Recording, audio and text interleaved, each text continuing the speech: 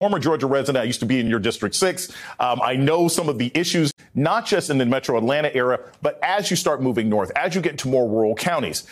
I have to start with this. What is the explanation that the governor or Republicans in that state have given for denying funds to feed children over the summer? Like, do they have an answer other than just twirling their mustaches? Or is there anything that they've said to your request that they accept this money? Well, first, thank you so much for allowing me to speak this evening, and it's really good to be with you. I have repeatedly asked the governor's office to explain his decision or a lack of decision, and his office has not given any substantial answer as to why he is refusing to feed children here in our state. There are 59 counties that are not going to receive these summer food programs. And I just find that unconscionable. And I wrote a letter July 1st. I sent a letter to Governor Kemp demanding to know more about his decision. I didn't hear back. So I led another delegation letter, including our senators. And as a mother, I'm enraged. I'm enraged that the governor is choosing to disregard the needs, the most vulnerable families in our state.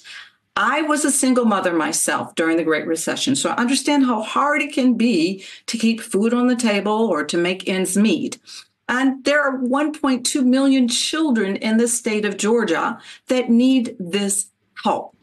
But they can't get it because the governor is playing politics with the lives of our children. And I'm incensed by that. So no, we have no good answer as to why he refuses to allow our children to not have any food insecurity and prevent them from thriving.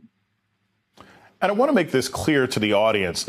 This only amounts to $40 a month. Right? It's not a huge amount of money here. You know, in anyone who's tried to feed a 9-year-old over a weekend knows that $40 doesn't go very far. So he's actually blocking a small amount of assistance to these families that are struggling. I want to follow up with this. Is there a deadline? Is there a time at which he has to say yes to this money, or we're going to be blocked out of being able to serve children heading into 2025? And what's that deadline, and what are you pushing for? What new strategies might you employ before then?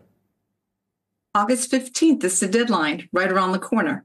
August 15th is the deadline to determine whether or not our children will have access to these summer meal programs for 2025.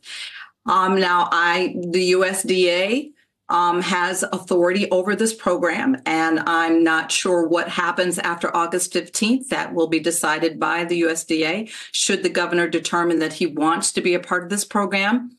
But I know that I'm not going to be silent. I know that my colleagues and I are not going to be silent. Look, I swore an oath when I became a member of Congress that I was going to do everything that I could to protect the constituents of Georgia. And personally, I'm a Christian. I'm furious. My faith teaches me that you're to protect the least of these. And so I don't understand how you can consider yourself pro-family when you won't even fulfill the most basic needs of our children.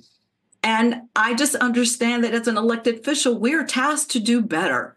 And the most basic function of our job is to make sure that our children have the resources and the means that they need to thrive.